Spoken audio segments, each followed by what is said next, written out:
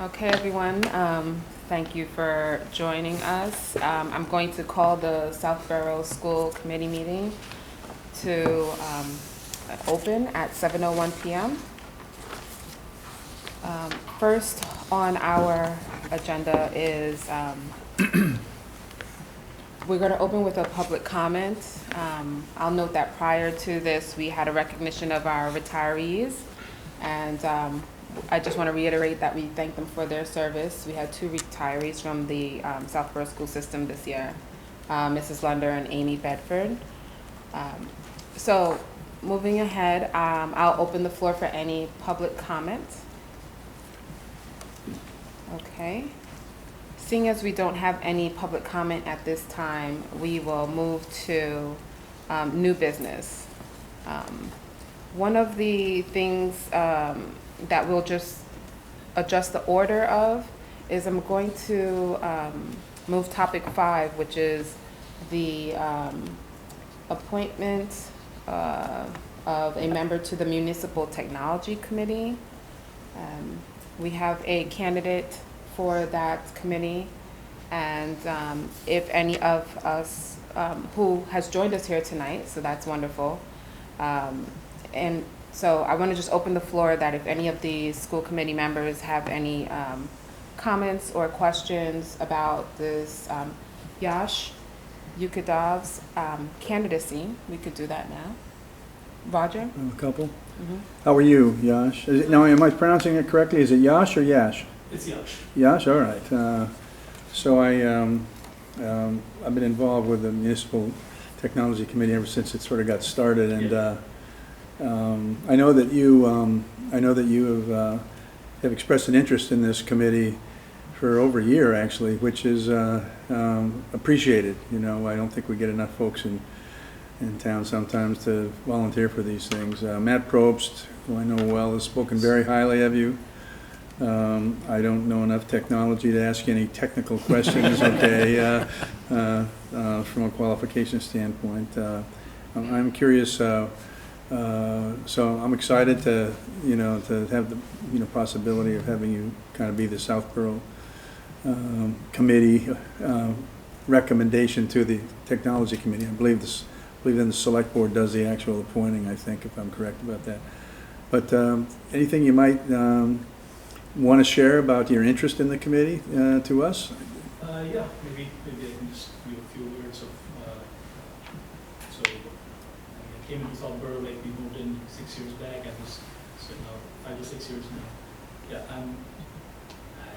am in the technology industry for a long time now. I worked at Intel. I'm a principal engineer there, looking into all the new formats of chips and semiconductors. And yeah, so I was interested in I came across the volunteer position last year, and I was like, yeah, okay, this is good. Maybe I have some time to contribute. I can get some of my experience, and also get to learn the civic process, to get involved with the town. And that's why I applied last year, and I think there was one position open at that time. There were multiple candidates. Again, the democratic process happens that the vote did not fall in my post. But okay, I was still following up with the charter of the thing, and also following up on the agenda, the minutes that come up. And Matthew Probst reached out saying that hey, there might be another thing, are you still interested in? And yeah, I still have that amount of time, and again, want to learn the different processes, and maybe whatever my experience can bring in, perhaps can contribute to that, to the technology committee. Whatever is on the charter, just make some recommendations from the my knowledge. So. Again, as I said before, Matt's pretty excited about having you on the committee, so he's a big supporter. Thank you for that. Anybody else have any? Yeah, I'll add that when I saw that you came up as a potential candidate for us to recommend a second time, that actually spoke volumes. So I just want to say thank you for your continued interest. Your resume and your experience kind of speaks well for itself, and this is a big district. We got a lot of schools, a lot of buildings going on, and we're trying to be part of the latest and greatest. as you know, living here and having students in the facilities, if a system goes down, right, especially post-2020, we all have some challenges. So I'm looking forward to you contributing to the committee and any decisions they make to help us improve going forward. I think I will open and say, do you have any questions for us? That's. No, I think I understood the process last time around, and Matthew has been kind enough to explain and answer my questions to some of the introduction that he gave me about the committee, so nothing special at this point. Maybe if things go in my direction and I get appointed, then maybe later I may have more questions regarding. Okay. Nothing like that. Thank you. Do you have anything I that do. you'd like to add, Chelsea? Sure. Thank you for volunteering for this. It's always great to see new people volunteering for town boards and committees. Have you? It sounds like you've read through the agendas and minutes of the MTC. Have you been able to attend any of their meetings? I've tried to, whenever it was online kind of thing, I did Yeah. I did try to, but not in person. I think Okay. now it's becoming more in person, so I would try to go there in person, meet people physically, try to understand. Right. Okay. But it sounds like you have a good sense for what their goals are. Yes, yes. Okay. And how familiar are you with the software and technology aspects of the school district? I'm not completely familiar with the entire system, but Okay. the moment I would say if I'm given a chance to work on the committee, it would not take me time to understand the entire architecture just because the background knowledge that I carry with myself through the experience, that it will be easier to get a judgment of it if it is laid down in front of me. Okay. Great. I think my next question is actually for Greg. Do we have staff that would spend time to get him up to speed, and kind of how does that work from the school side? Yeah, I think I mean, this is new territory. For It is. me. So this is a very important position for the district, the MTC representative, because you are the liaison to our district. I think we are excited about the genesis of the MTC. It's been around for several years now. And I think that it's really served us well. But we do have Ryan, our Director of Information Technology, who serves on the committee as well. So you'll partner, or the person will partner with Ryan and actually talk about how we can better serve our students in the overall operations. So there'll be many opportunities for you to get to know what we need, what our vision is, and you'll have a chance also to add to that vision.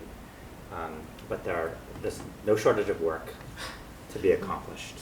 Looking forward. Great. Thank you very much.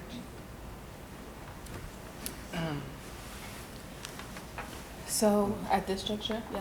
Ready to make a motion? Okay, I was just going to ask, is anyone willing to make a motion? Roger? Yes, so, by the way, Yash, I'm famous for butchering anybody's name the first time, so I'm sorry? Actually, I'm just curious, how do you pronounce your last name? Ukadavi? Ukadavi. Nice. All right. So I'd like to make a motion that we appoint Yash Ukadavi as the school committee's representative on the town's municipal technology committee. Second. So moved? Yes. Do I take a roll call vote? Well, just in hands. Okay. All in favor? Aye. All right. Thank you. Congratulations.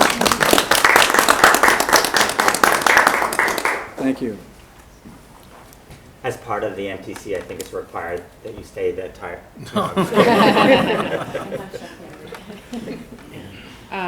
So next in our new business, as part of the agenda, we'll go to the principal's report. I'll turn it over to Clayton to start. Sure, thank you. I'd like to start by acknowledging Jen Henry, Finn Preschool Administrator, for organizing Finn's second annual Calling All Families. She came up with this idea a few years back. It was in place last year.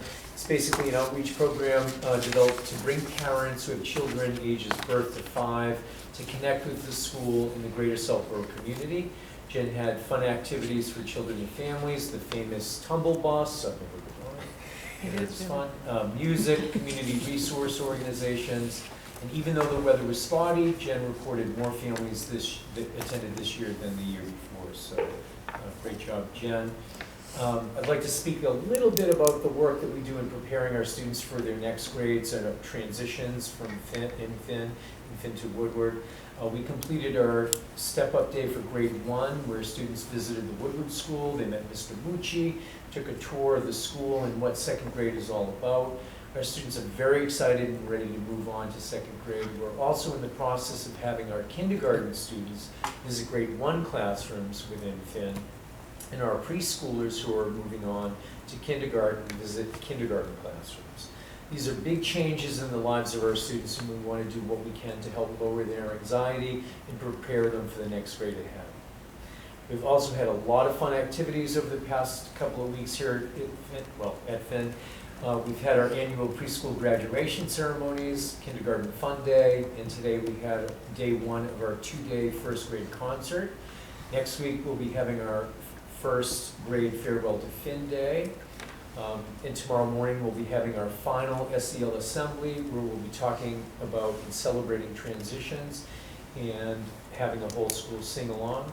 Also this morning we celebrated and acknowledged 9 of our senior volunteers with a big thank you breakfast hosted by our librarian, Lori Weiner. I'd also like to acknowledge and recognize the Finn SOS Board, Kristen Gould, Kim Wilson, Jennifer Stange, Shuhei Liang, Jennifer Pullen, Lindsay Burke, and the rest of the SOS Board. Finn's SOS commitment in their support to our school this year has been incredible. So I really appreciate all the work that they've done. And lastly, I'd like to recognize the entire Finn school staff for another wonderful school year.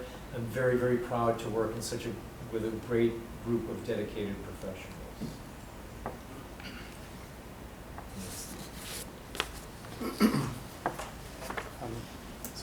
Woodward update. So on May 26th, Woodward 3rd grade students performed their annual Memorial Day concert for parents and families. The gym was packed, and by showtime it was standing room only. We welcomed special guests and central office staff, Assistant Superintendent Lavoie, Assistant Superintendent Reinhorn, and Superintendent Marino. It was a touching performance that brought tears to the eyes of many, and that's not an exaggeration. I really did see that. One grandparent was especially moved and commented on about our students, educators, and district for the show. Joanne Gies, our very talented music teacher, along with our students, deserves the credit. On June 6th, elementary students, as Principal Ryan had shared, elementary students across our 3 schools took part in Step Up Day, where 1st and 3rd grade students traveled to Woodward and Erie to meet teachers and staff and to tour our buildings. It was exciting to see all of the new faces and to meet the students that will be joining our Woodward community next year. This year, our exiting 3rd graders also had an opportunity to watch the Erie Band perform at Trotter. A special thank you to our SOS for helping to sponsor and subsidize our last several events of the year, including field trips. On May 24th, our 2nd graders explored the Southwick Zoo. On May 30th, 3rd graders attended the Eyes on Owls presentation at Woodward. And earlier today, our 3rd graders had their opportunity to explore the zoo as well. At this point, we're only still missing 1 child, so overall it was a successful trip. I want to thank several parent volunteers for their help so far for counting, labeling, sorting over 6,000 books that are part of our Wit and Wisdom ELA curriculum. This is no small undertaking. Kelly Monolly, Nina Evers, Stephanie Iades, and Chelsea Malinowski, we thank you so much. It's been incredible having you there to help. We have even more parent volunteers coming in over the next few days, so just wanted to say thank you. Lastly, I would like to thank the entire Woodward staff and community for a wonderful year. Working together, we've accomplished so much on behalf of our students. So thank you. At our final whole school meeting this year, we launched our summer reading challenge. This summer, our One School, One Read will be Finding Langston by Lisa Klein Ransom. The Southborough Library has purchased copies of the books, and our students can also access it on Sora for free. This is an app that we use through the school. This is a community read, which members of the community from the police department, fire department, senior center will be joining in this read, and we're hoping for maybe some school committee members to read it as well, and central office staff too. In the fall, we'll be engaging in book discussions during our buddy classrooms, and we'll be inviting community members in for those discussions as well. So thank you to Mrs. Matthew, our library media specialist for leading this new summer reading project for us. So I want to talk about the ripple effect, which is Neary's. This is our 5th year having an installation on Art on the Trails. And as it's a juried show, we're very pleased to be included once again. This year's theme for Art on the Trails is transformation, and our art installation is called The Ripple Effect, which was inspired by the famous quote from the Dalai Lama, "Just as ripples spread out where a single pebble is dropped in the water, the actions of individuals can have far-reaching effects." So students at Neary discussed how a single act of kindness can impact many people. And during this project, the students were asked to write one thing they would do by the end of the day to bring someone joy. And this past Saturday, there was our highest turnout of volunteers, both parents and students, along with Mrs. Johnson, to do the installation. At one point, one of the children said, "Let's throw a pebble in the water because our installation is right over a waterway." And so Mrs. Johnson wasn't sure who called out the idea, but everybody paused in their work to consider something kind each one of them would do by the end of that day. Once their pebbles were tossed, they watched just how far their kindness can go. Each of the circular weavings symbolized each child's kindness ripple. And Mrs. Johnson said it was nice to see the inspiration of our art brought to fruition in that moment. Mm-hmm. So within the next couple of weeks, the artist's statements and QR codes for interviews will be placed near each piece of art. So some of our students were able to be interviewed and recorded. And learning about the connections to this year's theme, transformation, and the artist's intent behind their work enriches the experience of viewing the art. We'll also be traveling as a school group on Wednesday to see the installations. And I'd just like to show you a short video of the installation.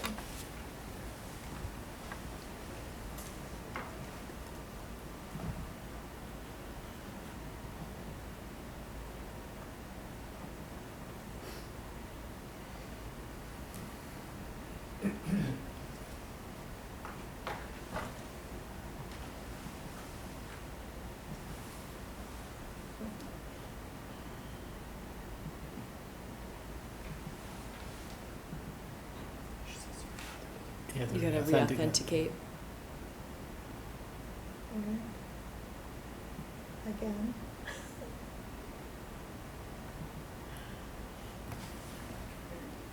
Do you wanna share it with one of us? Send it to me. Send the link to me.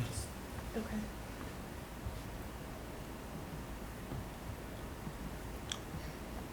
She won't be able to share actually. 'Cause she's No, not then on- just a link. You can send the link to me. She's not on Wi-Fi. Oh, sugar. Well, now that I'm sharing my She whole can't- screen.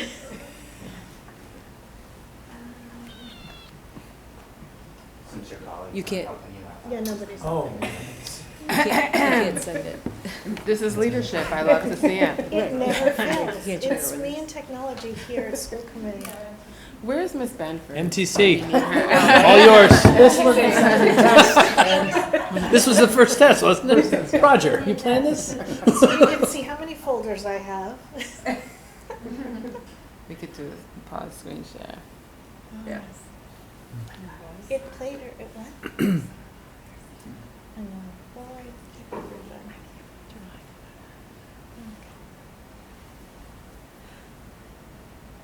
While we're getting that going, I just comment on the first 3 Yeah. updates. Seems like there's a common theme, that collaboration between the teachers, staff, and the parents. You know, just I'll send it to you. and then in that last piece that Kathleen was sharing, like that the students get it.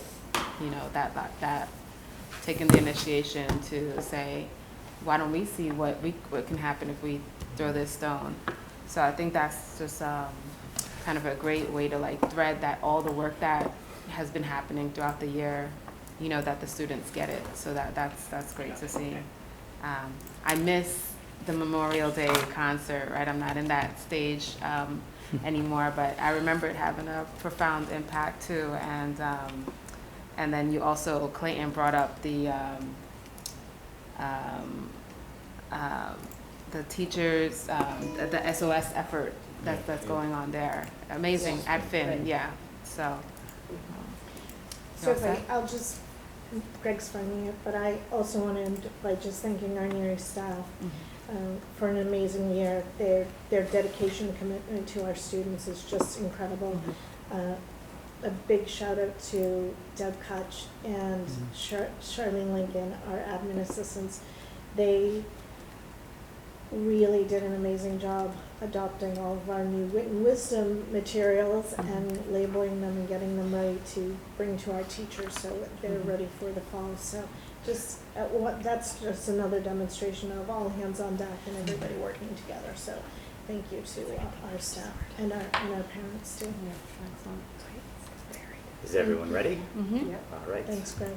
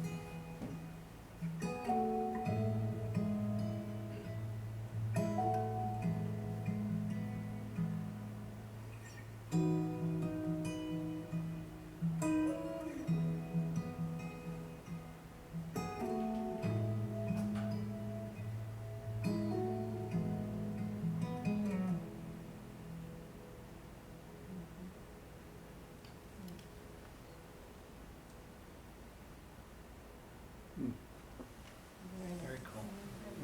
Very cool. That's all Denise Johnson. She's amazing. And yeah, thank you. Visit it if you can. For sure. Well, Stacy and I promised that we would not pack as many events into May and June this year, but we failed miserably. Correction. So I do want to highlight some work as a part of our traditions. We did have our sixth grade student read the Gettysburg Address at the Memorial Day Parade this year. That has been an outstanding tradition that we've been able to carry on. We also hosted our Neary Step Up Day recently, where we had Neary students come up and take a tour of the building, get tours from our 8th graders and 6th graders, and have the opportunities to ask them questions. Stacy and I will actually be joining our Neary friends tomorrow at lunch as a follow-up. Our 8th graders were treated to a field trip to our Blue Sox game, where our band, our 7th and 8th grade band, had the honor to perform the national anthem before the game. Recently, a new and maybe potentially a new tradition, SOS provided us a ice cream social for our students as a result of their fundraising efforts in the volleyball marathon, aptly known as Sunday City. We served ice cream and had lawn games out on the Friday before Memorial Day. Our music program continues to wow us. They've had concerts. They just hosted our senior citizens from Southborough with a big band concert yesterday after school. We brought back Greek and Roman Day, and on the horizon we do have our 8th grade banquet coming up this Friday. I do want to highlight two events that have taken place. At the beginning of the year, I talked about our work and approach to our genocide education. This year, our ELA department and social studies department have been working with Melican Middle School and high school to coordinate our efforts. The capstone piece is that we had a wonderful guest speaker, Karen Kirsten. She shared her remarkable story with her family and the unspeakable pain and experience that they needed to endure during the Holocaust. But beyond the horrors, Karen sought out the heroes who selfishly didn't defy the tragedies of the Holocaust. In her tireless efforts, Karen discovered these extraordinary individuals and their remarkable stories. Karen has become a renowned speaker, dedicating her time addressing hatred and reconciliation. Through her powerful words, she shed light on the importance of understanding and passion, and she also encouraged our students to confront the past, learn from it, and build a future that cherishes diversity, inclusivity, and acceptance. I think probably the most powerful part of this assembly for our 7th graders was the opportunity to ask questions and receive answers from Karen. She was just very appreciative of their reflection and their thoughtfulness in the dialogue that we had. And today was the first time that our 8th graders held their Civics Action Project Showcase with the entire school. Students and staff circulated throughout the school. They set up in the gym lobby and upstairs where students actually sat at tables and they shared their ideas, their proposals, and reflections of their work. Their projects included the addition of a chess club and volleyball team for Trotter Middle School in the upcoming years, ways to incentivize community service across all 3 grades at Trotter going forward, bringing back a composting process at Trotter, building more gender inclusive sports opportunities, building an adaptive swing and playground for our students in the collaborative program. They worked with town officials to discuss the possibility of improving sidewalks within the town of Southborough. Another group explored affordable housing for the elderly in town. Another group also worked with the Southborough Historical Society to develop a history project, potentially developing a documentary chronicling the history of Southborough. Another group is looking to build stronger connections with senior citizens and school-age students. Now, some of these projects may come to fruition, while others will not. I think the importance is to see the passion, the investment, and the articulation of these projects along with their reflection. I cannot thank Julie Jenks, Paul Basta, and the school social studies department for putting this on. I know Chelsea was here today as well and had the opportunity to see some of it. So. Can I just make a comment? Yes, please. I think it's so wonderful to hear that we're having field trips and concerts, and parents I know are very appreciative that, a 3rd grader has never had a concert before, right, until this year.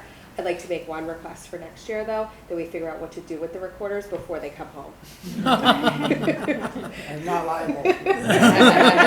I'm not sure I'm ready for that. Gary, the Civics Engagement Project has been fantastic. I've been able to work with some of the students there for a couple of months. And I think the most impressive part about it is the wide breadth of topics that they're trying to engage with, and they're so selfless, right? And they're not going to necessarily benefit them as individuals or even as a class, but the fact that they're looking out for one another, right, and trying to engage with the seniors in town. I think the fact that they would even think about that is just it's just a testament to the students that we have in our district. So and your faculty that have worked with them done a fantastic job, and I'm very happy I got to see them today. I didn't get to hit every table, but they did a great job explaining what they're working on. So I was very impressed. Thank you. So.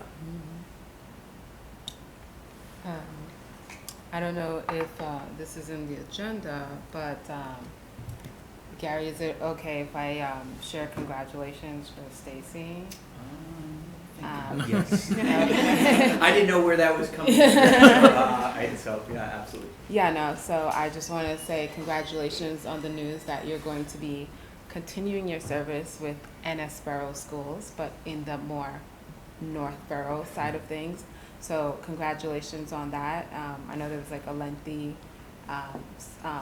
search, and I'm looking forward to having you kind of share your gifts and talents in a different community, but thank you for being here for the time that you were here as well. So I just have a couple comments. Okay. So obviously the principal spent a lot of time thanking their faculty, staff, and parent volunteers.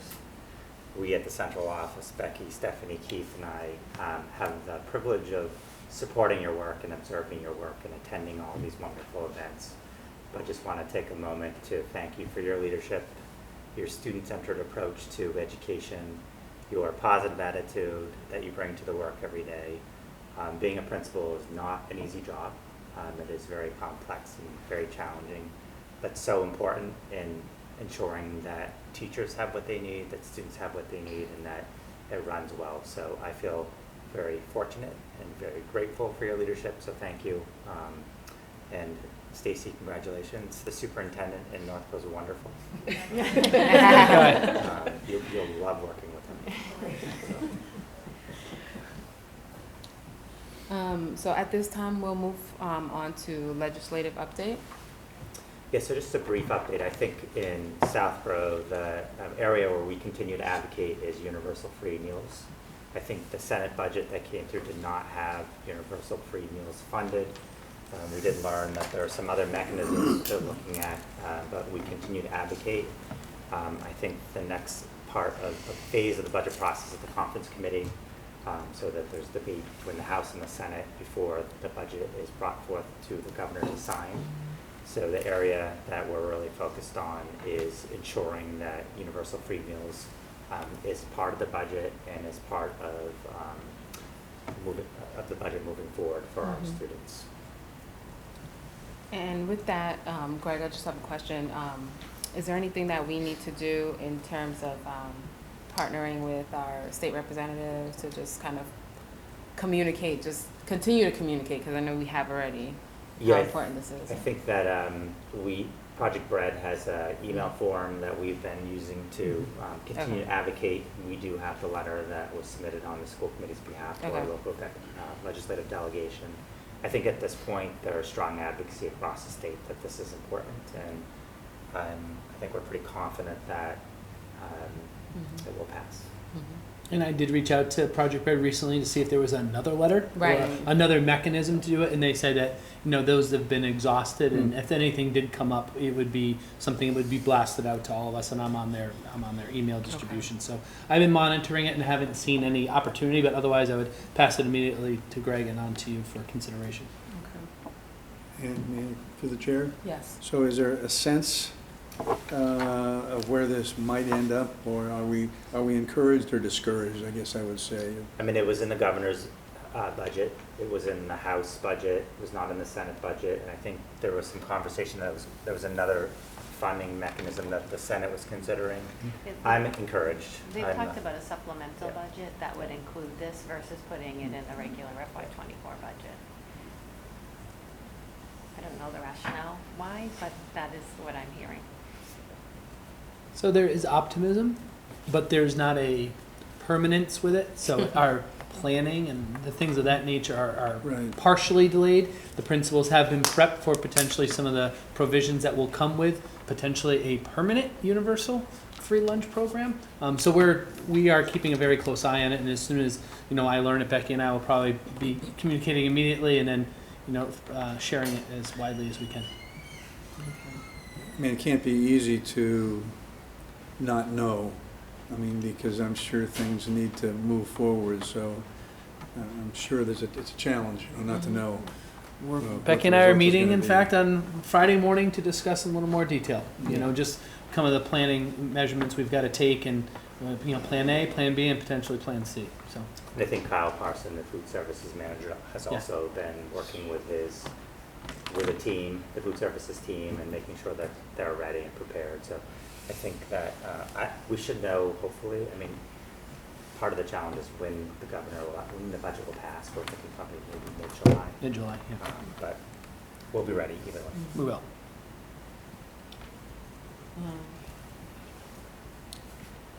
Next in our agenda is an update on the Southborough Extended Day program.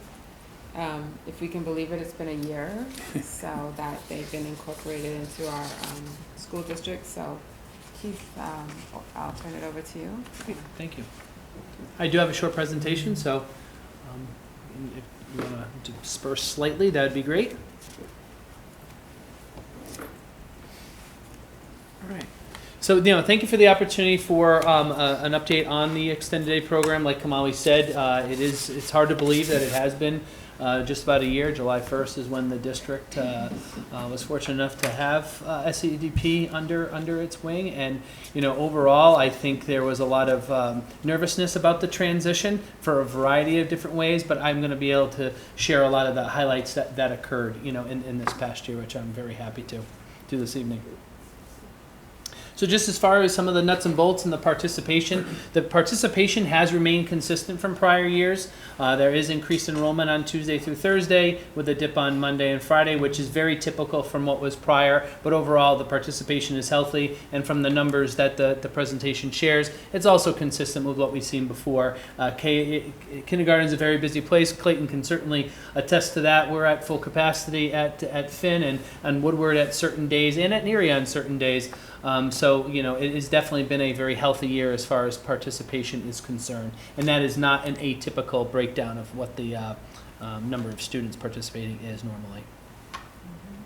When we talk about programming, I think this is one of the things we're most proud of, during the transition, is that many families have commented that there hasn't been a break in that or a real change in the type of programming and offerings that we're able to do. And at the core of it is certainly the balance that is provided with the support of academics and also some genuine fun experiences for our students. And those activities come in a variety of different ways. There's a lot of creative games that occur, lots in crafts. I'm always wowed, and we've been able to display some of those in the schools, which has been awesome. But really at the core of it all is the choice that students are offered and provided. And it is unique that extended day programs have a graduation of levels. So we do have our K and 1 students at Finn, that's that site, 2 and 3 at Woodward and Neary. So because of that, the staff is able to customize. They're not customizing on one site for K through 5. So it's a very unique opportunity that we have with our 3 locations, and that's often something that Carrie Packard, our director, will share frequently as a huge proponent of the program.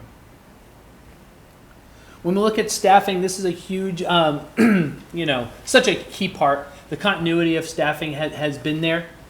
Well, we have been able to keep a number of staff that have been with us for years, some over 30 years, have been part of the program, and they still continue to be. We do have a vacancy for a site coordinator at the Finn School. Jen Stevens took a job in another field, and she was a loss, but between Carrie and others, we've been able to kind of fill that void and make it work, but we are going to be actively looking to fill that vacancy in the next few months, and also looking for other ways to build the transition out. But really a huge credit to those staff members that did continue. I think they genuinely cared for the kids. They wanted to see that work continue, and they've been a part of it. And even though we have had to adapt to policies and other things that are different, they have put the kids first, and I give them a tremendous amount of credit for that. The next thing when it comes to staffing is that the summer enrollment, sometimes we'll see staff do other things during the summer, but there has been a high rate of retention for the staff, and we are pretty close to being fully staffed for the summer based on the enrollment. So the summer program and the summer camp program is also healthy, with the bonus of having some high school students added as well as former SEDP students. So we're feeling very good going into the summer months. And as far as the summer camp is concerned, I think one of the highlights of this, and it is a testament of the prior program and transitioning to this, we didn't change it very little, is that the flexibility it provides. A lot of summer camp options for the summer are, it's 5 days a week or nothing. In this case, we provide a lot of flexibility between the number of days and the number of weeks that families can sign up for. And we have heard many comments that that's great because sometimes they will need a break from the routine of a camp and do something different and explore other interests. So I think that's a testament to Carrie and the team of keeping that in place. And she has had to do a lot of logistics to make sure that we have the numbers accurate and planned out properly, for the summer. There are themed weeks, which are very popular, and the field trips as well. So there are waiting lists for those days and those weeks, which was exciting to share. And there's a lot of competition this year for summer camps. So we were monitored, yes, a couple new ones in the area, actually in town themselves, and like I mentioned before, the enrollment for the summer, I believe because of the flexibility and the programming and the continuity of that's been offered year after year, has brought back a lot of families. And so for future planning, I think there's a lot of things that we still want to accomplish and develop with the program. A lot of things we had talked about previously are still out there and on the table. Do want to thank Kamali for joining the parent advisory group that we started. We've met about quarterly or so. Sometimes we met with a little greater frequency, and that group really helped shape the parent handbook. So we did do a real revision of that from the former SADP to the current. We looked at the guidelines that was given to us by the state, by DESE for this type of program, and aligned that well. So that, handbook, I think we were able to get into families' hands by early November. So that was a compliment, and it's been referenced. It is a compilation of whether it be guidelines or practices or logistics, but it does give parents a pretty clear indication of what the program is all about. So that's something that is certainly a highlight of what we were able to do early on. But really when we're looking forward, and that's important, I mean, it has been a year. There are still things we want to work on. Becky and the finance team has been excellent in supporting the program and looking for creative procurement opportunities.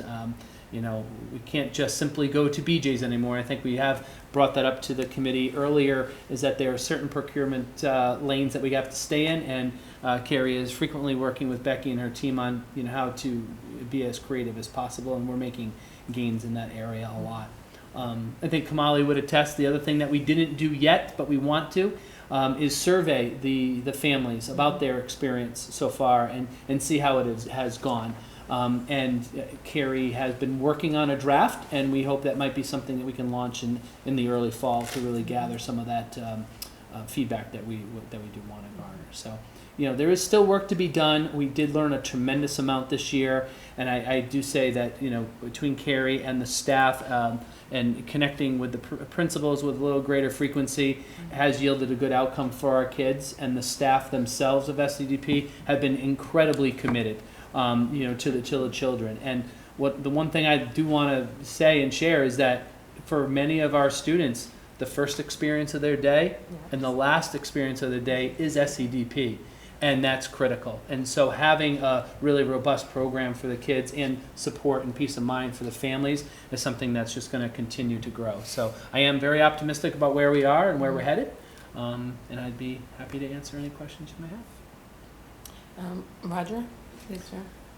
I am, I can't tell you how pleased that I am that this has worked out well.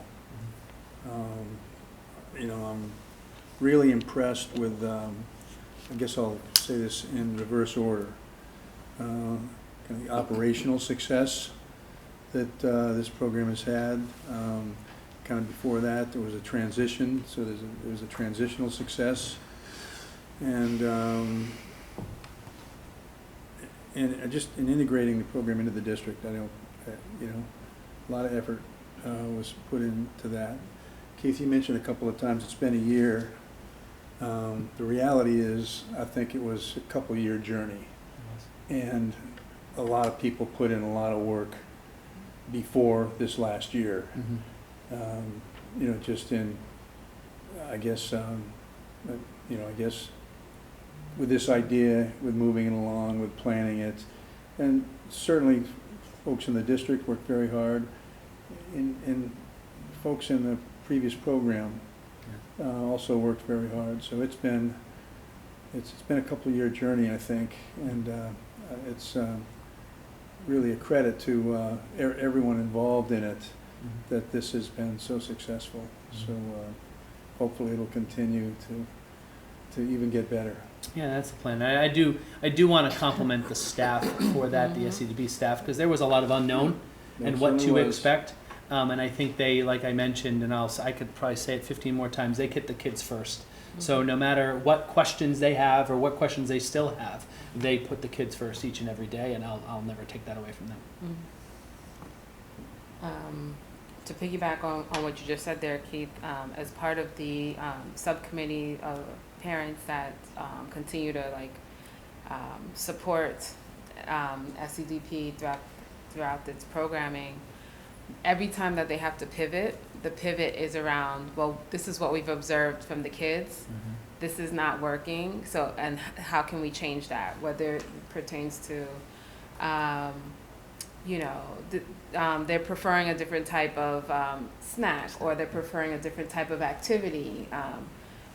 They're not making changes based on a kind of, top-down approach. It's on who I'll go back to that word, who they're serving, right? The kids. So that to me speaks volumes about yourself, Carrie, and the team that leads in all the 3 schools. And yeah, so I think, thank you for the update. You're welcome. I'm glad to see and continue to have this support in our community. I utilize it. So many of my neighbors and other families utilize it. And it's a safe and fun place for our students to kind of continue. Any questions or other comments? Both? Okay, go ahead. Go ahead. I was just wondering if, so now that you've been running it for a year, what would you say some of the key highlights or strengths are of the fact that it's now joined with the school compared to before? Because I know that there were a lot of parent concerns, and it looks like a lot of those were addressed and people seem to be satisfied now. But in terms of the things that were spoken about or as, good reasons why we're doing this, after a year has passed, what are those good things that you're seeing in terms of the... I'll share one example I think is really at the core is we had, students' challenging behavior doesn't just end at the end of the school day. It sometimes can continue. So we really had opportunities to meet with and connect with staff during the school day, and a lot of the programming or even phrasing that's used for a child to help them stay regulated throughout the day can be now continued. For the extent of the afternoon with extended day. So I really say, obviously I can't share the specifics of it, but it was a, pretty profound behavior that needed to have some uniformity between what was happening from 9 a.m. to 3 and then from 3 to 6. And because of that continuity, that student was able to be successful in the extended day program. So I compliment the staff, and even during those meetings, and I'm not going to look at the principal, but they were like, can we talk to each other? Like, yes. Yeah. And that just opening up that was an immediate dividend that I just shared. Yeah, that would be that's one of the highlights to me because that really had an impact on the kids. Thank you. I think one of the concerns was that we were going to dramatically change the philosophy of the program. We were going to make it more academic, when in reality, there was really strong programming, caring adults running the program. I would say the area where we've really been able to bring some resources to the program. First, nursing. Mary Ellen Duggan has worked very closely with the program, making sure that protocols were there, and we did some training, so that work continues. I think also financially, I think our finance team did an amazing job monitoring finances. We actually had projections going into this new adventure for us, and their projections were outstanding and were spot on. And I think in a time where there's no shortage of increased costs to everything, as a result of the district taking this program and making it part of the schooling experience, the school committee was able to support voting on not raising fees. Right. And I think that speaks to strong operations, strong resourcing, and the great work our CDP staff has done this year. And I think Roger's point around this program has been a long-standing program in the community of Southborough, and we were kind of riding on the shoulder of giants as we headed into this. This was not a startup operation for us where we were building everything. We were fortunate to inherit some really strong programming. That was great feedback. Anything else? Anyone? Okay, go ahead. Thanks, Steve, for all the work that you and Becky and teams did on this. I think this is a pretty critical piece for a lot of families, being able to have before and after school care. And I think the fact that you were able to, change is hard, right, for whatever we do. And I think the fact that you were able to keep the staff is a testament to kind of how you were able to integrate yourself into the process. So I give you a lot of credit for that. I do have a question about the number of students. So is this before and after school students? Yes. And are they double counted if they do both? They are not. Okay. So those are individual participants. Okay. So they could be dual. And you mentioned that we are maxed out. Is that due to staffing constraints, or how does that work? Mostly staffing constraints at times. Also, in not space anymore, which is a benefit. We could use more space if we needed to. Okay. But it is mostly for staffing purposes is why we've got to keep a close eye on it. because it was up and down this year. We had a transient, not, I wouldn't say transient group. I mean, we've had a couple of key people, move on, and we've had I've had to bring a couple of people in. Thankfully, there has been continuity, like I shared, but that doesn't mean there hasn't been an up and a down. Sure. And like I said, we still have a vacancy for a site coordinator, which is obviously a key position. One of the other things that we were able to do this year, which I think is another highlight that I would share, is we used the district resources to get key staff safety care trained so they could really work with some de-escalation exercises. And we just completed the final round of that a week ago. So that's just another plug there. So to answer your question, though, I think it is mostly about staffing. I think that there's certain sectors that we've experienced hard Yeah. hiring season, food services, transportation, Custodian. custodians, SCDP, I think was a real challenge to bring on new staff. I think we're in a different place. Yep, better. But the pandemic, the result, kind of the aftermath of the pandemic really impacted us as we launched this year. So is the philosophy from the district side to be able to accommodate any family that would look at this for a service, or are we at the numbers that we would be able to provide? Like, do we have a goal to be able to provide for anyone? Yeah, but I think safety's first, so making Yeah. sure we can Preparation. maintain and support a high quality program. And I think working with Carrie Packard and really thinking about, what would that look like in terms of capacity, and if we would expand beyond our current footprint and enrollment, what would we need to do that? And then working with the finance team to say, okay, this is what we need to do. Yeah. But we're not, there's not a hard stop that we're capping at X Okay. number. We're Yeah. really looking at the demand and Right. how do we meet that demand, Right. so that parents can use this program the way it's intended to be. Okay, great. Sounds like a great first year. Good start. One of the things that I've seen work well, Chelsea, at the program is that Carrie, as the director, she's kept a waiting list, right, if there ever is one, and actively will Yes. reach out to that family to say, we have an opening. And what she shared is the openings aren't because people are leaving, is they're changing their days. You register, you start the school year with 4 or 5 days, you realize, oh, I'll do less. And so now that opens up room for someone else to come in for 2 days. And that will change as we go from October to the spring and into the summer. And so I think that sort of willingness to, right, we don't have the ratio that we want in the beginning. But we're gonna wait until something changes, and we will reach out to that family to say, hey, we can support you. Okay. I think that approach has been good, and from someone that has gone through using childcare services before, you don't get that sort of kind of reach back, right? Right. She's managing a whole program of almost 200 students, and to still be able to do that is goes back testament to the care. So I would just like to thank Keith, Becky, the finance team, Mary Ellen. There were a lot of resources to make sure that this was a success. Sure. And these folks are very busy on a normal year, and but I think that their efforts, I think serve the community well and the students well. Yeah.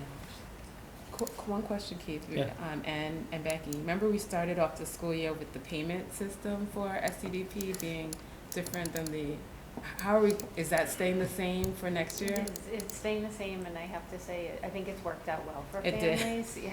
It was a little rocky that Yeah, first. yeah. It was a little, Yeah, yeah. it was, but, most people are on a payment, like they set up their automatic payments, and, we've been running preschool for a number of years, and we actually integrated that into our preschool program, which you probably have seen, and the number of people who have not paid has actually gone down because of that ability to set up an automatic plan or payment each month, so. Okay, good.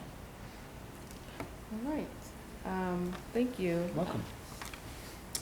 So we are going to move into the 2023 to 24 subcommittee and liaison assignments. This is really kind of a discussion or opportunity, Chelsea, since this is year one for you to say, you know, these are some of the committees that you've looked at and where you would like to be, kind of have additional impact on. Z, who's our other new member, wasn't able to be here tonight, but he shared his interests by mail. So if we want, we can just go down the line, and if there's still any questions, we can answer questions amongst each other. Do you want to start from right to left for Jen and Chelsea, or Do you want to go down the list, and then we'll, the actual Okay. committee list itself, and then, So right now, let's talk through the standing committees, right? The audit subcommittee, it was previously inactive. We have, I don't see any need for us to what is it? we haven't had any challenges lately because we have the financial team there. We have independent auditors. We actually, as the board, go ahead and approve the audit before it can be finalized. So unless someone has a burning reason that they Our want to. financials are audited actually by the town's auditor, so it's all part of that, so there really wouldn't really need to be a committee for it, since we're not audited individually. So one of the conversations that we've been having internally is doing some internal audits, so that's something, I think appointing someone to this would be helpful, and as we think about what type of internal control and auditing we want to do, having a liaison to the school committee might be helpful, but it's different than the region since, as Becky indicated, it's, we have the partnership of the town. Yeah. If anyone has any interest, I'm happy to do that one unless somebody else. yeah, I think it's just at this time kind of presenting ideas or listening to the ideas that we want to. Okay, so I'm going to note Chelsea for that one. Roger, any questions or comments? From that first one? Yeah. I've never seen, I don't think I've seen that committee filled Yeah, and I think it's since I've probably, been here. yeah. It's just because it's the town does the audit, right? So we don't really have a lot of, we don't have a lot of purpose there, I don't think. But Chelsea might have some ideas, though. We kind of come from the town side. So I think that, just, again, one more, I gotta stop making comments, we're gonna be here till 11 o'clock. Yeah, stop it. We can't. Yeah. But, again, not to bring up a bad experience, but when we did have the fraud, Right? you know, that it's important that we do kind of have the standing committee, at least there is an opportunity to kind of navigate difficult situations. So that would be one example where I know Superintendent Johnson at the time, you know, worked closely with that forensic audit. Do you need a standing committee? Or if there was a requirement for a school committee to be involved in an audit, would you simply, the chair would simply appoint the committee at that time? I'm just wondering. Either way works. I just don't know. I would offer that we keep it standing,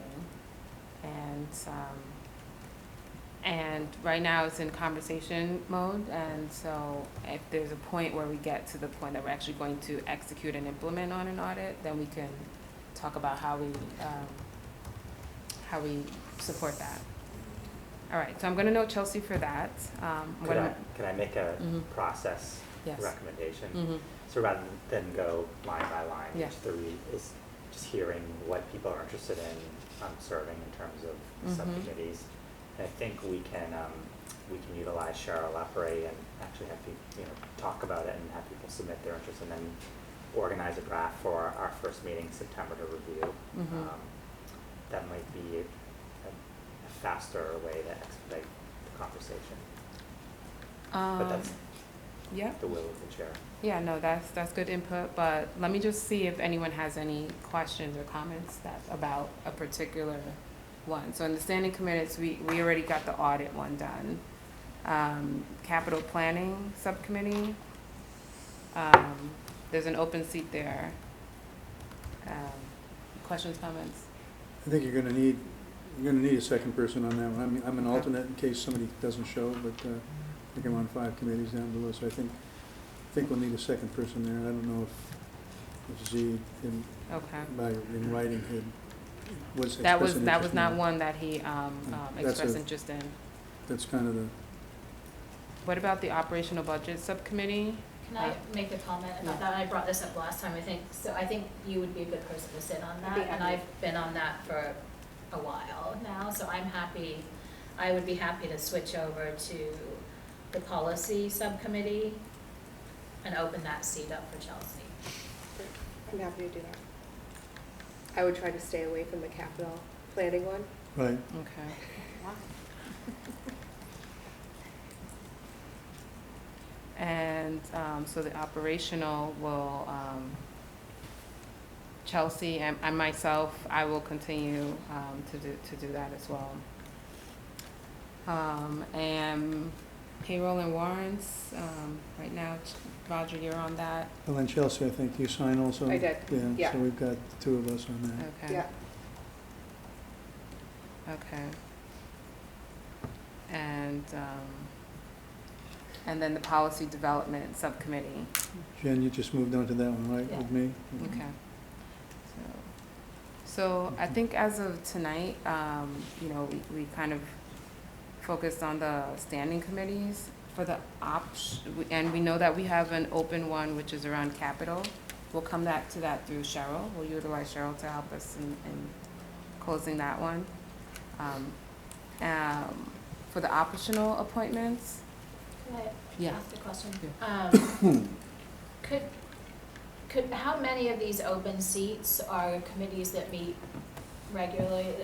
Are we able I could to, go through those quickly. for the need of someone?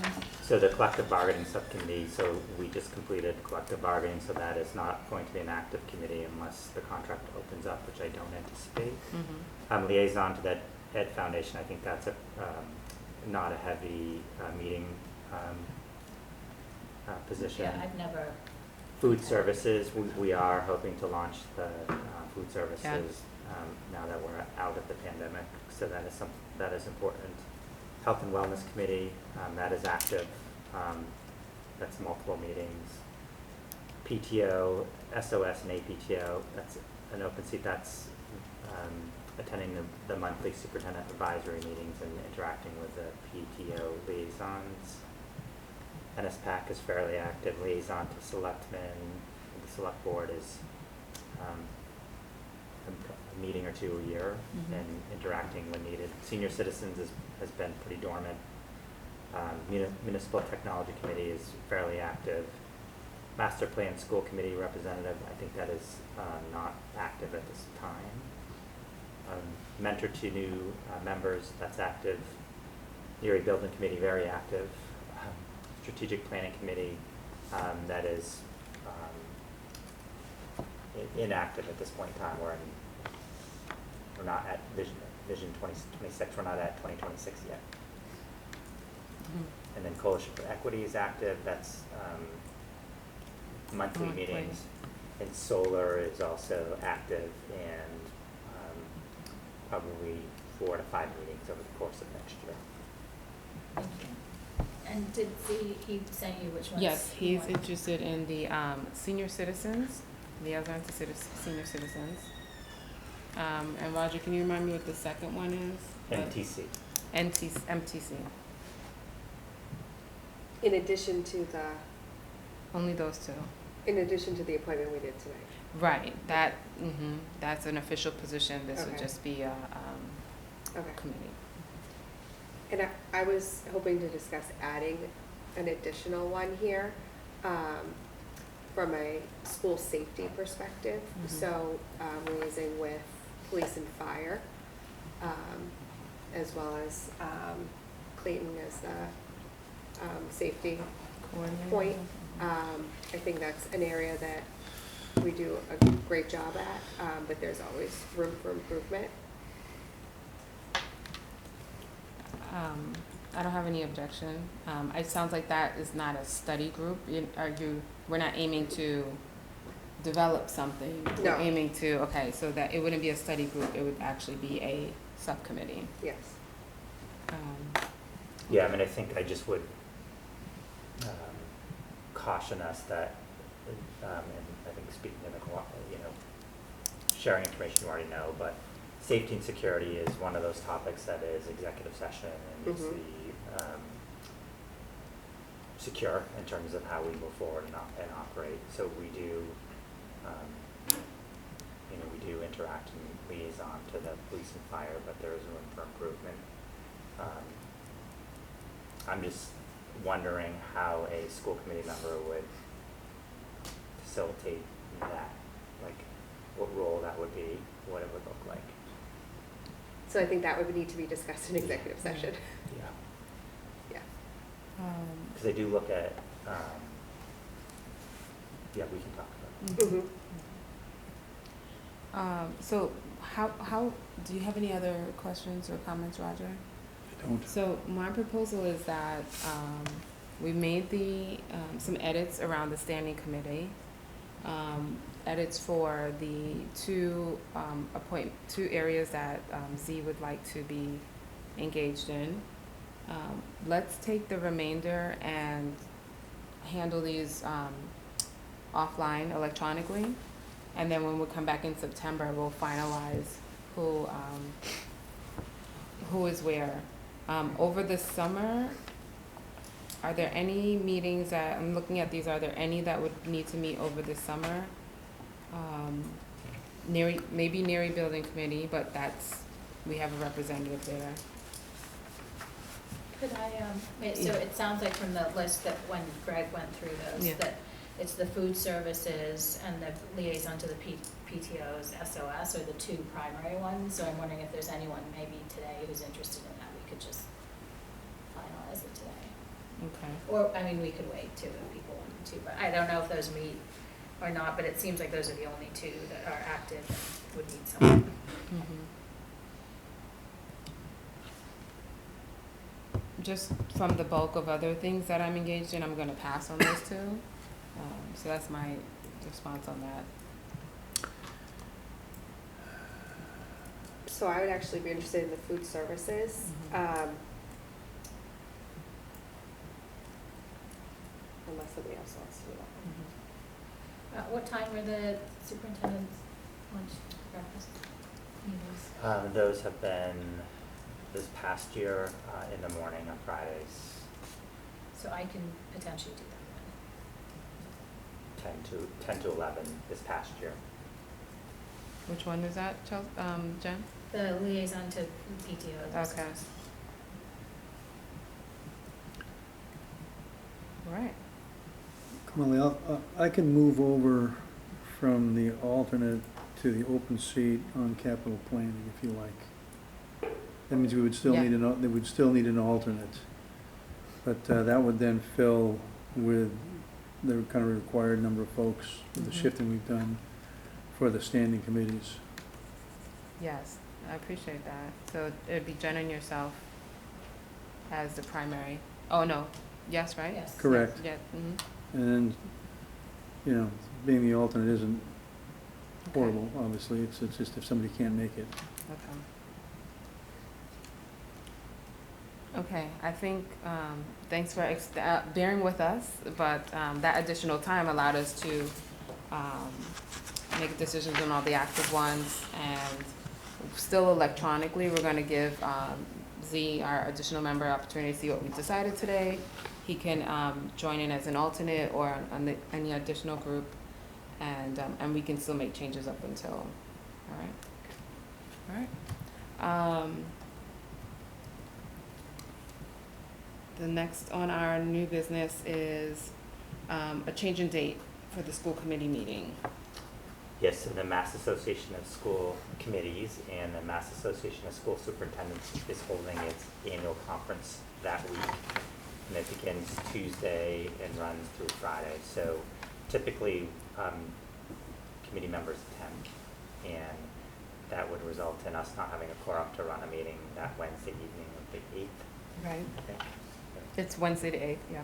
So the recommendation is to move the meeting to the Monday, November 6th.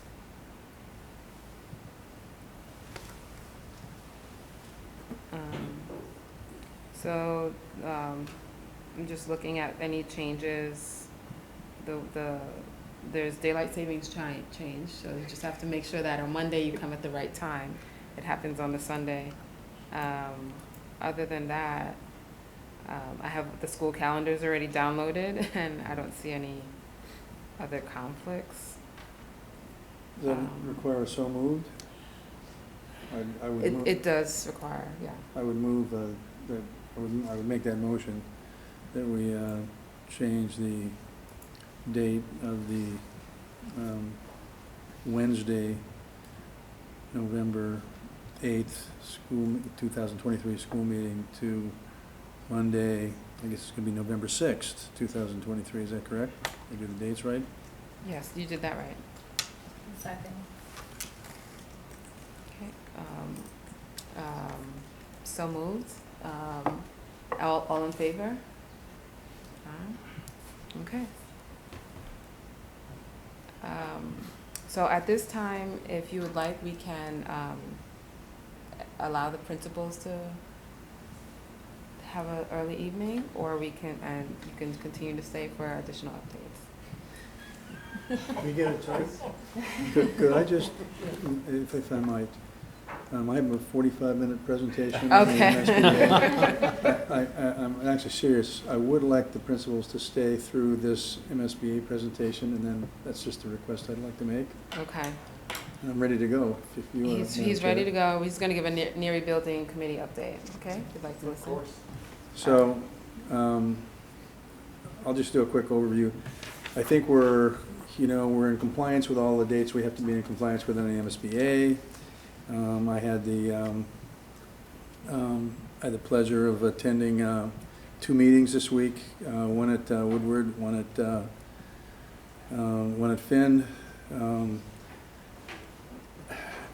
There's been a couple of positive comments made about principals this week, and Principal Mucci and Principal Ryan were very gracious, but there were no snacks.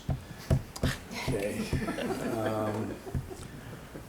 They were really, it was the chair of the building committee, Jason Malinowski. He was there, I was there, superintendent was there. It was to address the staff, kind of bring them up to speed as far as where we were. Now, there's a long ways to go, so in a lot of ways, we aren't far, but we have a long ways to go. There weren't a lot of questions. I parked in the wrong spaces in both schools, and that's my report. Yeah, and a lot of work, add to that, I think, Jason Malinowski, the chair of the Erie Building Committee, and Becky and Keith have been doing a lot of work behind the scenes. So, Becky, would you mind just giving an update of the work that you've been doing? Sure. Could I add, Jason did a great job, by the way, of of kind of presenting to the staff where we were. I think they appreciated it. I added nothing to those meetings. That's not true. So this, a week ago, on June 7th, we did issue our request for services for our owner's project manager. So this is really the first step in the feasibility phase, where we will, as a committee or a subcommittee of the Neary Building Committee, decide who our owner's project manager will be. That will guide us through this entire process. Responses are due back to the district this next Wednesday, the 21st. On Monday, we hosted 12 firms or 12 individuals to Neary to see the building, and we gave a tour and answered any questions that we may have. It's a very quick process. It's a very prescribed process. We have deadlines that we have to meet for MSBA. So the last week of June is when the subcommittee of the Neary Building Committee will take all of the responses that we receive. We will, narrow it down to a few candidates, a minimum of 3 candidates to interview for that project. And then we will select one of those firms to be our owner's project manager, and we'll present that to MSBA in July for a meeting in August. So those are the dates that we're working with, and it's sandwich that in with the end of school year and the 4th of July week holiday that we're really trying to fit these dates in, but I think we're well on our way. Thanks for that update. It's gonna be a full last couple of weeks for everyone. Principals, any questions or comments on that, having heard that amazing update? No? So I blew through my snack budget. I'm on my disappointed. Okay. Chocolate Just, fountain. when you walk bread away from this mayonnaise, meeting, and just chocolate. keep that in mind. This chocolate fountain, and it was just overpriced. I just I want to wish I make, could do that on all of I'd it. like to make a recommendation that you, any member of the committee or attending this meeting can't access the charcuterie board Right. unless they stay for the remainder of the meeting. Is Fair, that fair? fair. Following. motion? Well, I say we won't take a motion on that one for tonight, but, I thank you all for attending, and, feel free to, exit as you wish. Thank you. The Thank you. last, Have a great the summer. last Have a great summer. school committee meeting I of the know, year. thank you all, have a great summer. Same to you, Nice, thank to you. you. So Roger, thanks for that update. Superintendent's report to the committee. Sure, so in your packet is the enrollment projections as of May 18th, 2023. We continue to monitor enrollment on a weekly, if not daily basis. At this point in time, I think our class sizes are within the school committee's class size policy. We are monitoring the K enrollment. It is relatively, it's less than we had anticipated. However, it's the most volatile in terms of what happens over the course of the summer. And then as we look at our numbers, I think right now they're healthy, and we'll react as we get more data around enrollments. So also in your packet is the FY23 monthly general fund expenditure report. And again, the finance department is closing out the fiscal year. They've done a wonderful job, and again, it's hard to believe it's the end of the year, and I equate it to like the junk drawer, that when you move, you get everything moved, and then you open up the drawer, and there's still a lot of little things that you need to make sure are taken care of. So right now, the finance department is really into a lot of minutia and details, and a lot of communication to make sure that our accounts and our bills are paid. But the team continues to do a great job. I'll turn it over to Becky. Thanks. So, yeah, it's unbelievable that we have just over 2 weeks left in the fiscal year. It feels like we just started. But the report that is included in your packet is for the time period ended May 31st. And as of that date, you can see we had $55,010 remaining in the operational budget, or 0.25% of the operational budget. The big difference from April to May is that, and you've heard it mentioned a few times, and Chelsea, it sounds like you've been involved in it, is that we did purchase the Wit and Wisdom ELA curriculum. So that really was the big difference between those 2 months in terms of the expenditures. And even though they left, I would like to thank the principals. I'd like to I'd like to thank their staff, and then also the central office leadership team for all of their cooperation. Really, it's through everyone's hard work and diligence that we are able to successfully close out a fiscal year. So it's nice to see a year come to a close, and it's also nice to see another one open. So we're looking forward to FY24. And I'll just add, because I'm in this addition mode tonight, it's hard to remember that as we launched fiscal year 23, there were a lot of unknowns in terms of electricity, food cost. There was just a lot of unknowns. So I would characterize this budget year as challenging and more volatile in terms of kind of our finances. And again, the team has done a great job, and I think we're in an excellent fiscal position as a result. It's hard to believe it's the same year, though. I know. Thinking back to our conversations. And if I might, and just the success that we had, town meeting, the school budget in these times, okay? I think it's a tribute to a lot of people, not just, I think it's a tribute to the school, the administration and finance department, also shout out to the town also, the way they handled it. So, Next in our packet, Greg, if you want to go over. Just a vote for that. Okay. you want me to, you want a motion? Oh, okay, on the expenditure? Yeah. Okay. So, I'll accept the motion to. so I'll move that we approve the Southborough Public School District fiscal year 2023 budget monthly general fund expenditure report as of May 31st, 2023 until audited. Second. So moved. Are there any questions or comments? Okay, we'll take a roll call vote on this one. Okay, so let's do all in favor. All in favor, raise your hand. Okay. Approved. And then we'll have Becky continue with the grants update and the revolving fund accounts Okay, report. so ESSER 2, we have, as you can see, we've made our last expenditure from that grant. Those funds were used to purchase a kindergarten curriculum for multilingual learners. As you know, we had until September 30th to fully expend those funds, so we were successful in closing that grant out. So we have wrapped up ESSER 2, and now we are moving on to ESSER 3 for our expenditures. We also had a lot of activity in ESSER 3 in the past month. As you know, we are planning to utilize these funds to support our 2023-2024 school year. So the expenses that did occur over the past month include an SEL curriculum, ST math licenses, a portion of that kindergarten curriculum that I just mentioned, as well as staff and student devices as part of our annual replacement plan. And we do have until September 30th of 2024 to fully expend ESSER 3.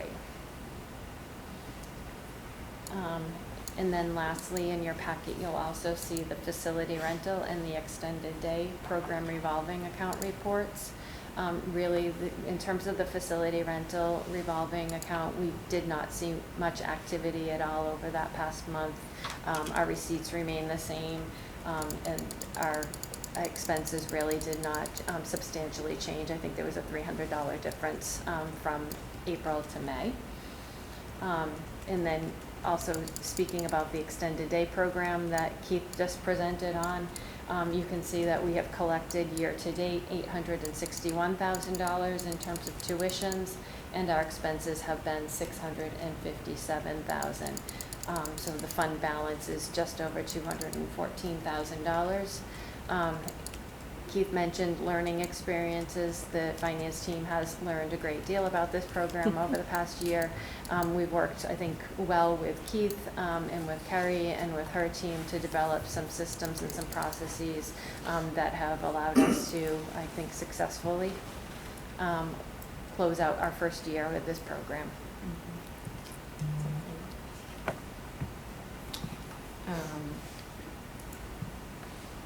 Yeah, I can't believe that we're, winding down the ESSER grants that we've talked about so many years. So this is kind of a great update, and where we're spending it. So that's really great to see. I don't think that we need any approval of that. So I'm going to move on to the overview of the reporting systems and key policies. Sure. So a couple weeks ago, I did communicate to the larger community about a personnel matter at Algonquin Regional High School. And I just wanted to talk a little bit about some of our protocols and policies to ensure that when personnel matters happen, that they're addressed quickly. I think when there is a personnel matter at any of our districts, it doesn't, it typically does not define our entire district. It is an individual who doesn't represent our educators, our organization, and our core values.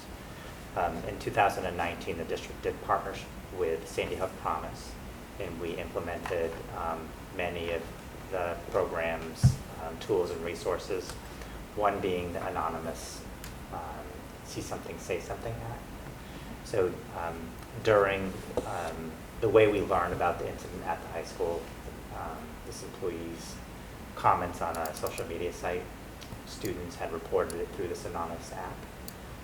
So it was a way that we received information. Principal Bevan dealt with it quickly, followed procedures. We worked with our attorneys, and we came to a quick and swift resolution. So part of the work that we do, making sure that when we see disturbing or dangerous behavior in our community, that our students feel connected to adults to report, that we have mechanisms for adults and students to report anonymously their concerns, and those concerns are taken seriously and processed accordingly. In terms of our education team, we have outstanding educators in Southborough, and again, it's not reflective of our Southborough Teachers Association, our Northborough Teachers Association, or our Southborough Teachers Association. They have a strong code of ethics. Part of their teacher contract has a preamble, talks about the code of ethics, talks about expectations and commitment to students, and whenever there is a violation, we work very closely with our associations to make sure that those are addressed immediately and taken seriously. We also have policies. We have a civil rights policy, we have a staff responsible use policy, and we have a staff social media policy. Again, to make sure that there are clear expectations for how those tools are used, and when there is a violation of those tools, what the protocols and procedures are. This is one of the reasons why it's essential that we have a strong human resource department to navigate challenging personnel matters. And also just want to thank the HR department for providing their expertise as we navigated. I know it was not a Southborough, the public schools of Southborough specific faculty member. However, we are 10 schools, 3 districts, 1 community of learning. And when our students graduate from Southborough, they go to Algonquin. So our communication out to the Southborough community was the fact that we don't shy away from difficult situations. We provide parents with information, and also to assure parents that we take these situations seriously and we act as quickly as we can. Could you speak to, I guess without getting into the specifics of this particular case, in terms of like, if there are policies or things that happen afterwards that are, like, for example, I'm trying to think of a good example of like educating or training or retraining, not to put this on any other teachers or staff or anything else, but because incidents like this that are like highly like shared on social media have an impact on the teachers who are there and on the students. So in cases like that, are there like additional meetings with staff and students and how that's dealt with? Yeah, I think it's an unfortunate reminder that, we do need as an organization, all employees, regardless of role, we need to just have a steady cadence of training and reminders. Again, this is not typical, this is an outlier. But I'll give you an example of, we have worked closely with all 3 associations across 3 districts. We will be having, as part of our welcome back presentation, a lawyer presenting some safeguards and key information for all employees. So I think that's one example, but I think more importantly, it's really the work that we're doing with our students, with our faculty and staff around cultural responsive teaching, celebrating the great diversity that we have in our community, and moving that forward is really important.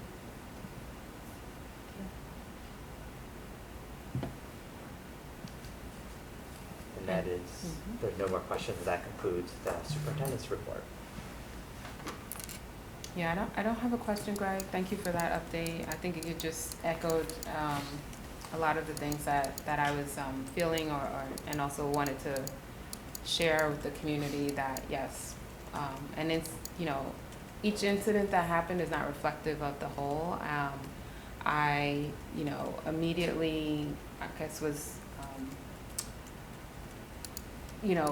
focused on how it was impacting the students, but it's a high school is just like you know, that ecosystem of children, like the information flows so quickly, and you know, the way that one student may feel about this incident, and they share it with a friend, and et cetera, it just kind of keeps going. And so I'm glad that there are, that the principal took the time to kind of have speaking sessions focused on the students. And then I'm not also absent-minded enough to think that the teachers weren't impacted as well, because they know that, you know, this puts a stain on, or could put a stain on everyone there.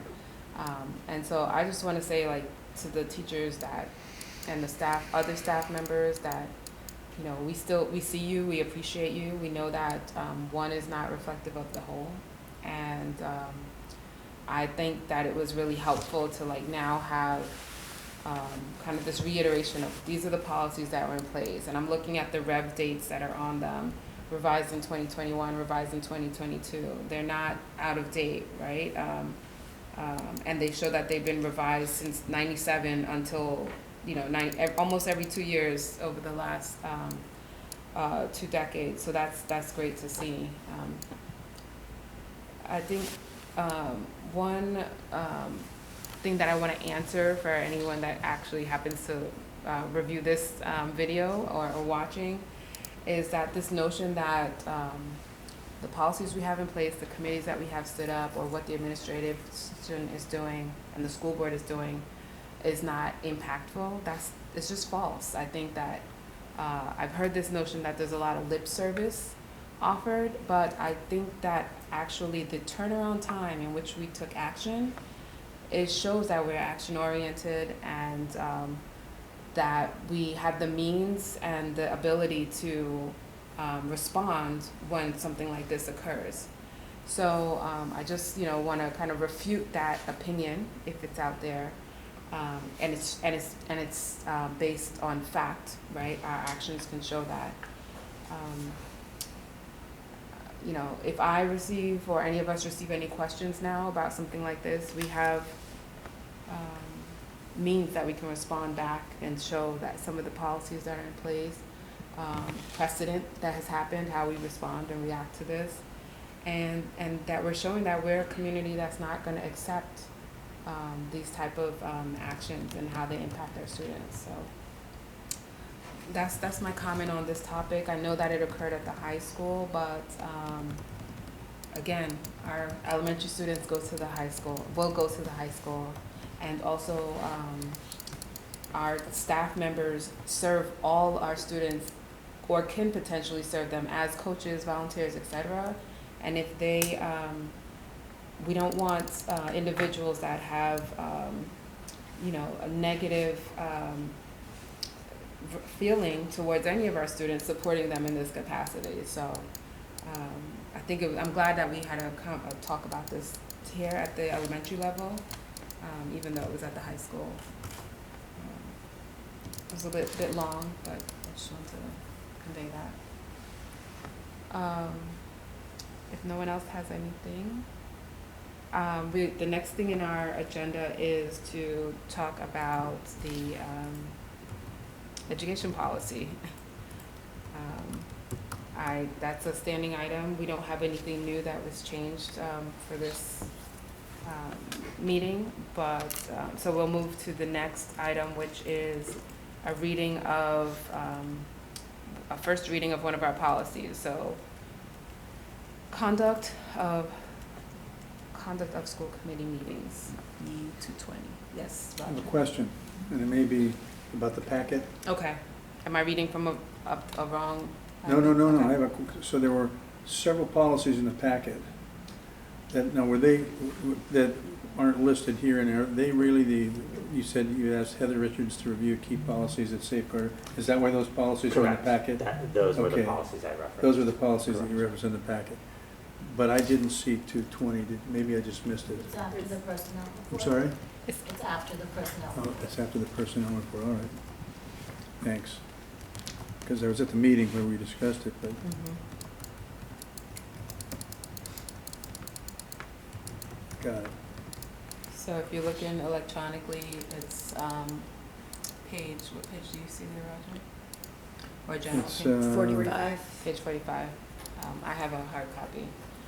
So, got it.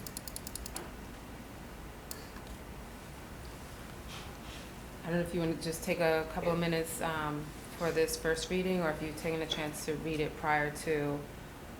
We have time between now and our next meeting that we can approve this. Will this go back to the policy subcommittee? Or if you want to provide any Anyway, suggestions. yeah. Yeah, if there are any recommended changes, we would bring it back to the policy subcommittee. So as if you could see, I don't know if you see it in red, the changes that were made. I think they are adequate, they make sense. We all lived through the experience of posting, the 6:30 previously, and we realized that sometimes we have to be flexible, so we just took out the time. We took out the limitation of 10 minutes for talking. Especially while Roger's here, it sometimes takes longer.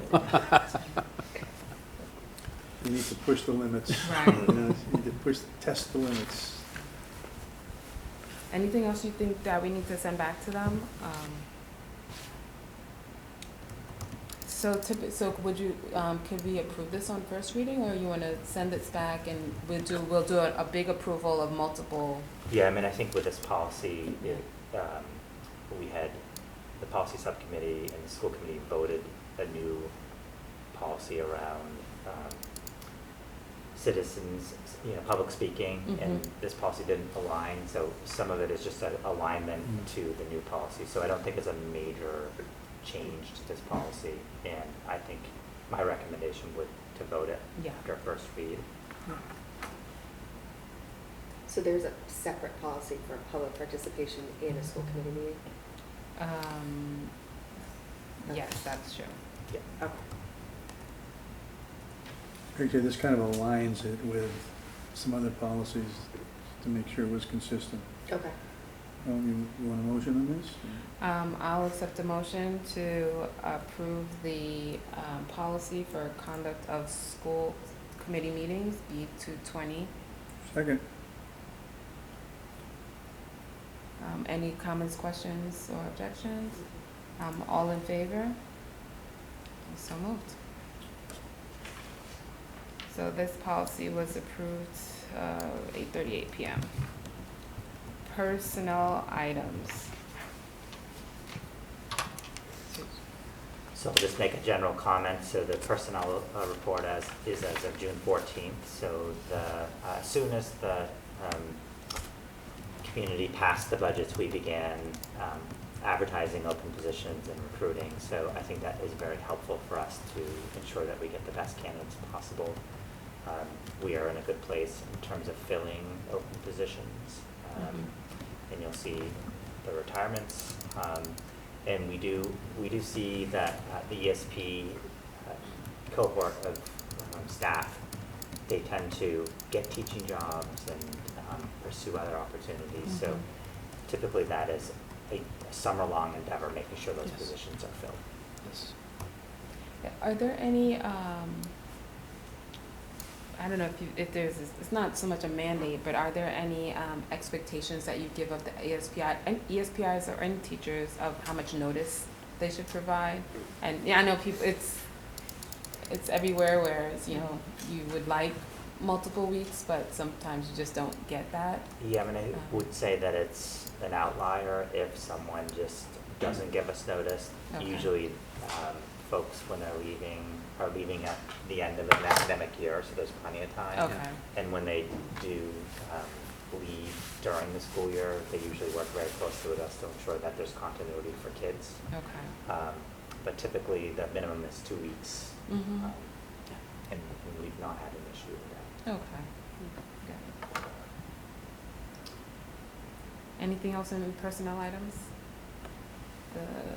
The next item on the agenda, we don't have any new updates for communications.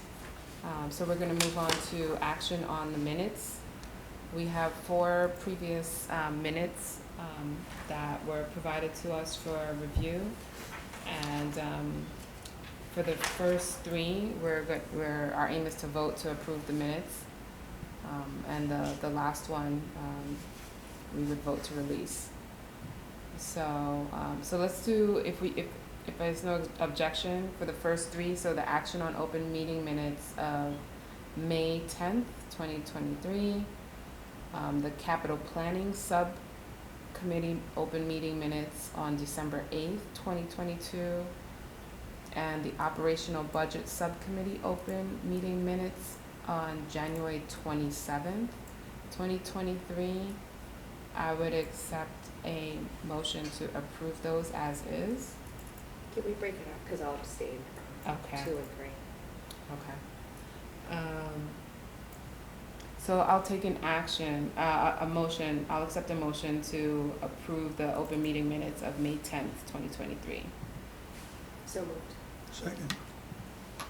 Second. Oh, thank you. All in favor? Okay, May 10th, 2023 has been approved. I will accept a motion to approve the Capital Planning Subcommittee open meeting minutes of December 8th, 2022, and the Operational Budget Subcommittee open meeting minutes of January 27th, 2023. So moved. Second. Any comments, questions? The question, Yes. is it, so we approve the subcommittee minutes and the full committee? I think what we Not try sure, to do. not sure why I You could didn't think actually, of that. and we could approve them in the subcommittee as well, but I think. Okay. So Cheryl Lepre does a great job making sure that we are staying current with approving our minutes. She has, at this time of year, we are going through all of our minutes, all of our meetings, and making sure there are any outstanding minutes to approve. So, again, this, I think, cleans up the minutes for the academic year, which is nice. Got it. So on those two, all in favor? Any opposed? Any abstain? Abstain. Thank you. I will accept a motion to vote to release the previously retained executive session meetings of June 8th, 2022, September 14th, 2022, October 12th of the same year, November 9th, same year, December 14th, same year, January 11th, 2023, March 8th, 2023, and April 12th, 2023. So moved. Second. All in favor? Any objections? Any abstentions? Abstain. Yeah. Okay. All right, I think that we've gotten through all of the meetings, taken action on those. The next item in the agenda that we actually have an opportunity to do is public comment. And if anyone else on the board has any final comments as well. Agenda agenda items for next month? Or not? Yes, we should do that. Any agenda items for next? Not next month, right? We're not. September. September, sorry, for the next meeting. Yeah. Sorry. Thank you. So we know that in September we want to review the subcommittees again. Maybe what about having we would have had our like August 29th District gathering. district gathering. I don't know if there's like a readout from that. School reopening update from our Yeah. principals Yeah. and kind of a highlight of reopening. Okay. Chelsea or Jen, anything that you have thoughts right now? And of course, I'll send an email before asking. Too early to talk about how the the summer camp went in that meeting? Would that wait maybe a month? Yeah, one more month post. September might be too early I to, think we add it to the list, we can keep it running, like, yeah, Okay. so if it's not in September, it's there. Yeah. Okay. okay. Mhm. It's easy to forget all of that. Maybe, okay, I'm just adding to that, like maybe anything facilities wise that may have occurred over the So we summer. have some projects, the paving project. Yeah. Yeah. The HVAC system at. Yeah. Try it. Would there be a, Neary building. yeah, near rebuilding, or Potentially. update? Gotta be, Mhm. I would think. Mhm. Okay. We'll have an OPM, we'll have an OPM. We probably should talk about if we have anything for fall town meeting that we would need to add. Yes. Okay. Oh, that's a good point. When is that? It's October, Just looking at that. actually, we probably would need to know before then, October 17th? yes. I think so. So we'll have 2 meetings before I that. think it's October 17th, or Okay. October 16th, one of the two. So, they'll probably print the warrant though, or have the warrant closed before then. Well, before then. Is there anything we have on that, like a capital item or anything like that at that time? There's always, you never know. You never know. Yeah. No surprises. There's nothing in our capital plan that, No, not even think of. but I think if nothing else, just finding out when the town Mhm. needs everything, so we Yeah. can be prepared if something Okay. comes up. The only item that is relevant for school committee that I can think of that, but school committee wouldn't sponsor it, is the opioid settlement Yes. funds. So that needs to be allocated at town meeting in order to have access to the funds. Northborough did do it in the spring, Southborough did not. And I know that Kristen Black in Northborough, along with Mary Ellen, are looking at opportunities for items that can be used in both districts. But in order for us to do that, we have to allocate the money. So Board of Health is putting that request in to put on the warrant, which could relate to something that school committee would want. Okay. All right, so I have, we will refine this list as we get closer. I have 7 different items based on the conversation just now.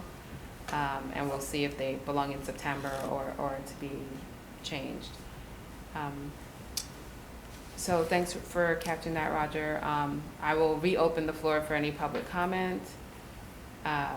Seeing as there's none, I'm going to, do I close this?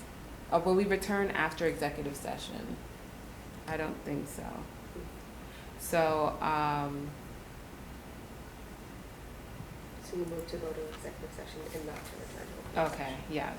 So I would move that we go to executive session, not to return back to open session. Now, is this, I'll second that. Now, is this a roll call vote? I think the Okay. executive session is a roll call vote. I think you have to read the reason though, right? Okay. Yes, and during that executive session, we will discuss the deployment of security personnel or devices or strategies with respect thereto, and not reconvene in open session. Did I hear a so moved, Roger? So move? Second? Second by Chelsea. Roll call vote. Yes. Kamali, yes. Chelsea, yes. John, yes. I call this meeting to close or move to executive session at Here we are. 8:49 PM.